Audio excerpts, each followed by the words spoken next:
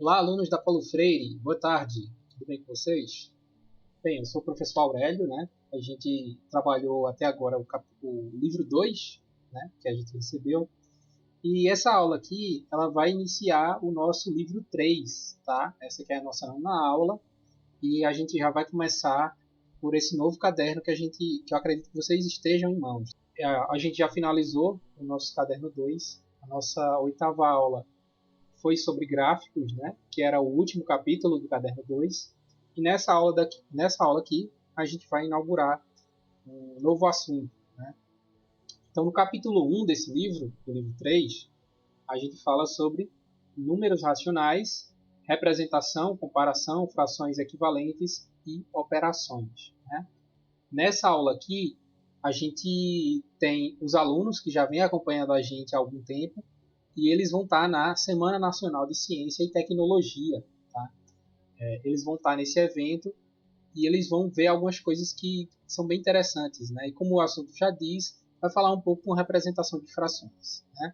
Bem, gente, os alunos eles foram para esse seminário nacional, né, que falava sobre a matemática, né, porque o título era A Matemática Está em Tudo. Então, na primeira sala que o Cauê visitou, ele viu algumas coisas que falavam sobre o Antigo Egito, né? E no Antigo Egito existia a representação de frações, mas só que de uma forma um pouquinho diferente, né? Na escrita egípcia, a fração ela é representada por esse símbolo oval em cima e a quantidade por qual foi dividido esse símbolo oval em várias partes. Esse símbolo oval geralmente era representado por uma corda, tá? Por quê, né? Lá eles precisavam demarcar o território, os terrenos de cada pessoa, né? E como é que eles faziam isso? Eles pegavam uma corda que tinha um certo tamanho e eles iam medindo quantas vezes aquela corda cabia no determinado terreno. Só que o que acontecia? Algumas vezes o terreno ele era menor, a, a, o final do terreno ele era menor que uma corda inteira, né? Era só uma parte da corda. E aí o que é que eles podiam fazer? Eles pegavam essa corda, tá, representava por esse símbolo oval, e embaixo colocavam a fração da corda que eles queriam representar. Então, por exemplo, aqui eles representavam um terço, né? 1/3. Então, era a corda do tamanho que ela tinha, geralmente, dividida em 3 partes. Tá bom? E aqui, ó, 1/12, né? 1/12, porque era a corda que eles tinham dividida em 12 pedaços. Tudo bem? Então, na nossa escrita, né, que ela é representada por algarismos, e não só por símbolos, né, ela teve uma diferençazinha dos egípcios, né? Porque a gente representa no numerador, ou seja, na parte de cima, por um número natural, e na parte de baixo também. Tá? Então, os egípcios ele tinham um símbolo para representar o numerador, enquanto a gente representa o numerador também por números, né, por algarismos, certo? Então, quem fez essa alteração, né, foram os hindus. E ela é a qual a gente utiliza até os dias de hoje, tá certo? Então, aqui a gente tem, por exemplo, algumas representações de frações, né? Então, aqui a gente tem um inteiro, um meio, um terço, um quarto, um quinto, um sexto, um sétimo, um oitavo, um nono, um décimo e um onzeavos, né? Depois que a gente passa da décima parte, a gente acrescenta o avos ao final da nossa fala, tudo bem? Então aqui a gente tem um dozeavos, né? Bem, então só nessa introdução a gente já consegue ter algumas conclusões, né? Que estão aqui retratadas. Então no círculo dividido em 4 partes iguais, cada parte representa um quarto e deve ser lida como um quarto, né? O 4 chamamos de denominador e significa o número de quantidades em que o interior foi dividido. Ou seja, se a gente pegar e formar uma pizza e dividir ela em 4 partes, a gente vai lá e come uma dessas partes, né? O quanto a gente comeu dessa pizza? Ora, a gente comeu um quarto, né? A gente comeu um de 4 partes, certo? O 1 a gente chama de numerador, né? Significa o número de partes que serão tomadas, ou seja, que a gente comeu, tá? Então, vamos lá, dar uma olhada como é que ficaria isso aqui na representação em figura, em desenho, para a gente ver, né? Então, quando a gente tem um quarto, a gente está dizendo que a gente tinha um inteiro, né, a pizza toda, e que a gente, ó, comeu uma dessas partes, tá? Então, a gente ainda tem 3 partes, certo? E vamos lá, como é que a gente representa 2 quartos, né? Significa que a gente tinha uma pizza, dividiu ela em 4 partes, e que a gente comeu 2. A gente ainda tem 2. E assim por diante, né? Até chegar em 4 quartos, ou então um inteiro. Porque percebam, se a gente dividiu uma coisa em 4 partes e a gente pegou as 4 partes, pô, eu levei tudo, né? Então eu tenho um inteiro, certo? Então, vamos para o nosso primeiro caso, né? Denominador 2, 3, 5 e assim vai. Então, quando a gente tem um numerador aqui, ó, numerador 1 e denominador 2, a gente tem um meio. 2 terços, 5 quartos, 3 quintos, e a gente vai lá, 1 décimo e 3 centésimos. Vocês estão vendo, né, que até o número 10, como eu falei, a gente representa por palavra, né, o quarto, o sétimo, o oitavo. A partir disso, a gente acrescenta o avos ao final, tá? E quando é 10, 100 e 1000, a gente tem palavrinhas especiais para poder se referir a essas partes. A gente geralmente fala 1 décimo, 1 centésimo e 1 milésimo, tá? Ou se a gente tiver um numerador diferente, a gente fala o numerador primeiro, né? É sempre o numerador primeiro que a gente fala e depois o denominador. Então vamos aqui para o segundo caso, né? No segundo caso, a gente está vendo aqui que tem os avos, né? Como eu falei. 2 11avos e 7 21 avos, né? O avos vem de oitavos, tá? Aí tem uma historinha para contar, para falar sobre isso. Mas depois a gente vê essa parte. No livro de vocês tem, tá? Então, é importante, né? Que a gente veja alguns casos, como por exemplo esse aqui, 10 sobre 1. Nesse caso aqui, ó, em que eu tenho 10 sobre 1, significa o quê? Né? Tenho 10 coisas para uma pessoa. Né? Então, 10 dividido por 1 é igual a 10, que é um número inteiro, né? Um número natural. E aqui a gente tem o que são as frações equivalentes. Né? A gente percebe as frações equivalentes, geralmente de forma mais fácil, através do desenho. Né? Então, por exemplo, aqui a gente tem 3 quartos, uma fração. E aqui a gente tem 6 oitavos, uma outra fração. Só que, se a gente olhar para o desenho, a quantidade que sobrou, ela é a mesma? Ela é a mesma ou é diferente? Ela é a mesma, né? Se a gente for olhar proporcionalmente, é a mesma parte. Então, elas são equivalentes. Agora, como é que a gente pode perceber se essa fração é equivalente ou não, numericamente? Bem, a gente pode representar isso aqui. Ó. A gente pode tentar simplificar uma fração. A gente tem ali, ó, 6 oitavos, tá? E a gente pode dividir ou multiplicar esses 6 oitavos no numerador e no denominador. E a gente não altera a proporção dessa fração, tá? Por exemplo, vamos dividir, né? Simplificar geralmente é mais fácil, tá? Então, a gente divide para poder tentar se aproximar desse número aqui. Eu posso dividir 3 pelo número par, né? 2. E o 8 também. Quando eu estou simplificando, gente, eu tenho que dividir sempre o numerador e o denominador pelo mesmo número, tá? Eu não posso dividir em cima por 2 e embaixo por 4, por exemplo. Porque fica errado, tá certo? Então, 6 dividido por 2, eu vou sobrar 3. E 8 dividido por 2, eu vou sobrar 4. Tá vendo como eu acabei encontrando o mesmo número, 3 quartos? Significa que essas duas frações aqui, ó, elas são equivalentes, certo? Que é o que está representado aqui. Então, aqui está, né? Frações irredutíveis. Em alguns casos, as frações elas não podem ser mais simplificadas. Por exemplo, eu cheguei na fração 3 quartos. O número de cima é ímpar e o número de baixo é par. Então, eu não consigo baixar mais esse número, tá? Porque eu não posso dividir por 2, eu não posso dividir por 3, tá certo? Então, essa fração aqui já se tornou irredutível. Eu não consigo reduzir ela sem perder o significado, tá? E aqui é um outro exemplo, né? 1 sobre 2. O 1 sobre 2 são os dois menores números naturais, né? Então, a gente não tem como dividir 1. Bem, gente, então essa aqui é a nossa segunda parte, né, do vídeo falando sobre frações. E a gente parou nessa parte aqui, onde fala um pouquinho sobre a comparação de frações, tá? Então, no primeiro caso de comparação de frações, é quando a gente tem o mesmo denominador, né? Que é o caso aqui do 6 e do 12, tá bom?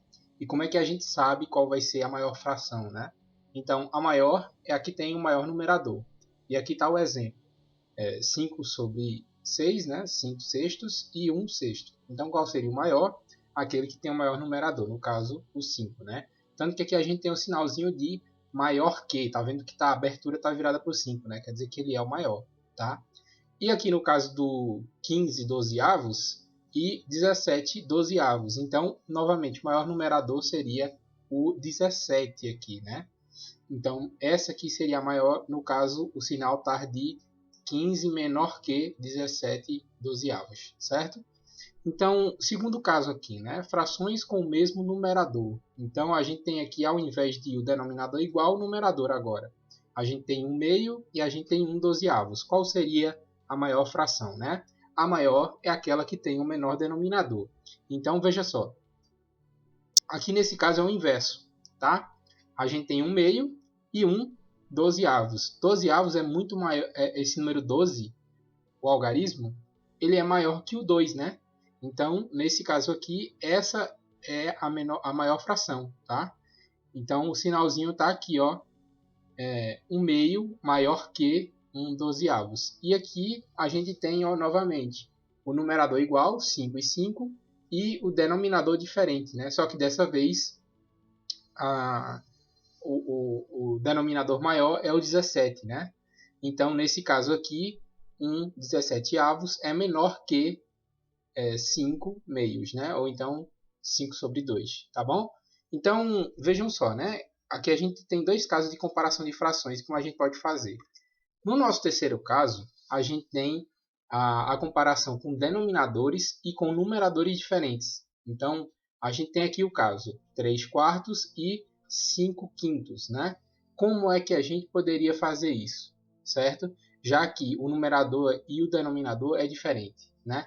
Então, nesse caso aqui, o que a gente tem que fazer, né? A gente tem que primeiro reduzir ao mesmo denominador comum, encontrar o MMC dos denominadores, tá? Então, nesse terceiro caso aqui, quando é tudo diferente, é um pouquinho mais complicado, né? Porque a gente vai ter que selecionar os dois denominadores, no caso o 4 e o 5, e fazer o MMC desses dois números. Bem, a gente fez o MMC nas aulas anteriores, no livro passado, né? Então, a gente vai ter que fazer a nossa decomposição, lembram? Ou então a gente vai fazer todos os múltiplos e identificar qual o menor múltiplo comum, né? No caso de 4 e de 5, o menor múltiplo comum é o número 20, tá? Então, depois que a gente encontra, né, o denominador comum, a gente tem que fazer a seguinte operação, né? Que é uma operação já um pouquinho mais complicada. A gente tem que pegar o MMC que foi encontrado, no caso o 20, tá certo? A gente tem que dividir pelo o denominador anterior, né? Que no caso aqui é o 4 e o 5, e a gente tem que multiplicar pelo numerador, que no caso é o 3 e o 7. Então ficaria assim, né? O MMC que a gente encontrou substituiria, agora passa a ser o denominador, e o 20 passa a dividir, não é? O denominador anterior, que seria o 4, e multiplicaria pelo numerador. Então veja só o caminho, né? É um pouquinho mais complicado, precisa de um pouquinho mais de passos. Mas se a gente tiver um pouquinho de prática, a gente consegue pegar, tá? Então por isso que é importante a atividade. Então vamos lá. Repetindo, né? A gente tem esse número 20, que veio do MMC, de 4 e de 5, dos dois denominadores anteriores, tá? Ele vai ser dividido pelo denominador antigo, que era o número 4, e multiplicado, né, pelo numerador antigo, que é o número 3. Tá? E o resultado foi esse aqui, né? 15 20avos, certo? Então, 3 quartos é igual a 15 20avos. Ora, mas como é que isso é possível? Bem, a gente viu que existem frações que são proporcionais, onde a gente tem 3 quartos. Será que 3 quartos pode ser representado por 15 vinteavos? Vamos ver, né? Se eu multiplicar esse 3 aqui por 5, vai dar quanto? 15, né? E se eu multiplicar 4 por 5 também? Lembrando que sempre que eu multiplicar ou dividir o denominador e o numerador, tem que ser pelo mesmo número, né? Então, 3 vezes 5 dá 15, 4 vezes 5 dá 20. Então, essas frações elas são proporcionais, tá certo? Então, elas podem representar a mesma coisa, tudo bem?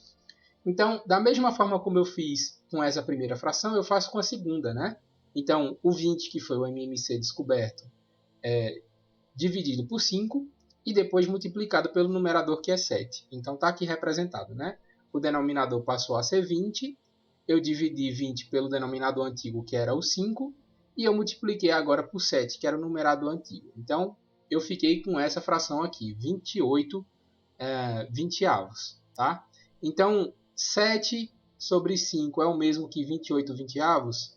Bem, basta fazer a mesma coisa que eu fiz aqui em cima, né? Se eu multiplicar em cima e embaixo por um número e ele der esse mesmo resultado, é porque é verdadeiro, tá? Então, qual é o número que eu multiplico por 5 e chego em 20? Ora, 4, né? Então, 4 vezes 5, 20. E 4 vezes 7, 28. Então, está correto. Essas duas frações são proporcionais, tudo bem? E aí, agora a gente já tem, já que essas duas são proporcionais, eu posso usar elas, né? Então, olha o que é que eu faço aqui. Comparando as duas frações, né? Agora que tem um denominador igual. O denominador de ambas agora são 20, né? Então, eu tenho 15 vinteavos e 28 vinteavos. Qual o maior, né? Qual o menor? Bem, a gente já viu quando o denominador é igual, o numerador maior ganha, né? É o maior. Então, aqui, ó, nesse caso, 28 vinteavos é maior que 15 vinteavos, tá certo? Sinalzinho de menor que para o 15, tá certo? Então, ou seja, se a gente fosse transpor, né, o 7 quintos é maior que 3 quartos, tudo bem? E aí a gente vê a comparação de frações que tem o denominador e o numerador diferentes, né? Então, aqui a gente tem o painel de frações, que é o nosso primeiro desafio, né, a primeira situação, tudo bem? E a gente vai ver o seguinte, ó. Nessa situação aqui, a gente está com a fração 4 por 4. E a gente já viu que 4 por 4 é um inteiro, né? Porque se eu divido 4 para 4, eu tenho 1, né? Então, ela está representada nesse desenho, nessa pizza aqui, tá? Então, essa representação do 4 por 4 foram distribuídas igualmente 12 fichas. Então, está aqui, né? Se eu distribuo 12 fichas por 4, eu vou ter 3 em cada fração dessa, né? Então, quanto dá 1/4 de 12 fichas? Bem fácil, né? Se eu distribuir aqui nessa figura as 12 fichas igualmente em cada quadrante, né? Basta dividir 12 por 4. Porque não vai ser igualmente dividida dentro desse painel, não é? Então, tá aqui o cálculozinho, né? 1/4 de 12 é igual a 12 dividido por 4, que é igual a 3. Então, se foi dividido igualmente, fica fácil, né? Então, aqui, os alunos eles escolheram, né, várias representações para poder utilizar as frações, tá? Então, vamos lá, né? Cauê dividiu uma laranja em 4 partes iguais. Então, aí ele pegou uma laranja, cortou em 4 partes e falou o seguinte, né? As 4 partes representam o meu inteiro, ou seja, 4 quartos, né? E cada parte, 1/4, né? A representação na fração de 1/4. Então, tá aqui a fração que ele pegou para utilizar. E aí já a Mariana fez diferente. Ela pegou um retângulo, dividiu em 2 partes iguais e destacou apenas uma parte do retângulo, né? Então, qual a fração que representa esse quadro que ela utilizou, né? Bom, tem 12 quadrinhos e ela só selecionou um deles. Então, a representação é 1/12, tá bom? A Letícia, ela fez um pouquinho diferente, né? Ela fez um pouquinho mais ousada e ela pegou um cubo mágico, tá? Que aí já é uma figura tridimensional e já começa a ter algumas questõezinhas pra gente aí. Então vamos fazer a leitura, né, com ela. Esse cubo mágico é formada por 27 cubinhos, e cada cubinho representa 1/27 do total, ou seja, 1 sobre 27. Em uma face, representa 9/7, ou seja, 9/27, né? Uma face corresponde a 3 nonos, ou seja, 3 sobre 9, né? Então, veja só, esse cubinho mágico aqui, que é 3 por 3, ele tem 27 quadradinhos, né? 27 cubinhos. E se ele pegar toda uma fileira dessa daqui, ó, toda uma fileira dessa daqui de cubinhos, ele vai estar representando 3 nonos da figura total, 3 nonos do cubinho total, né? Porque se eu pegasse 3 fileiras desse cubinho, eu conseguiria montar o cubinho inteiro novamente, não é isso? Então, essa foi a representação da Letícia, tá? Então, para resumir aqui, a gente tem o finalzinho, né? Que a gente aprendeu nessa aula. Bom, primeiro foi sobre a leitura, tá? Então, a gente viu que a gente lê primeiro o numerador, depois o denominador, e que depois que a gente passa de 10, a gente passa a falar em avos, né? Então, 1/4, 1/12, 3 nonos, 2 oitavos, né? Sendo que o numerador e o denominador podem mudar, né? O valor. A gente viu também o que são frações equivalentes, né? Que a gente pode simplificar uma fração tanto multiplicando o numerador e o denominador, quanto dividindo, tá? E a gente também aprendeu, né, a comparar frações, tá bom? A gente viu frações com o denominador igual, né? Que o numerador que é maior, ele vai ser uma fração maior. A fração que tem um numerador igual, que quem tiver o denominador menor é que vai ser a fração maior, né? E também a gente tem a comparação de fração com o numerador e o denominador igual, que a gente vai ter que utilizar o mínimo múltiplo comum, né? Que a gente pode utilizar a decomposição, como a gente viu, ou então os múltiplos, né? Como a gente já viu na aula do capítulo anterior, do livro 2, tá certo? Então, por hoje é isso, gente. Eu tive que dividir essa aula em 2 partes, né? Eu acho que vocês perceberam. É um assunto longo, tá bom? E tem algumas questõezinhas aí que eu acho que acredito que vocês terão dificuldades, porque envolve divisão e é comum ter dificuldade em divisão, mas a gente só resolve isso na prática, tá? Praticando. Então, me procurem no grupo do WhatsApp caso vocês estejam com alguma dúvida, tudo bem? E a gente se vê até a próxima aula.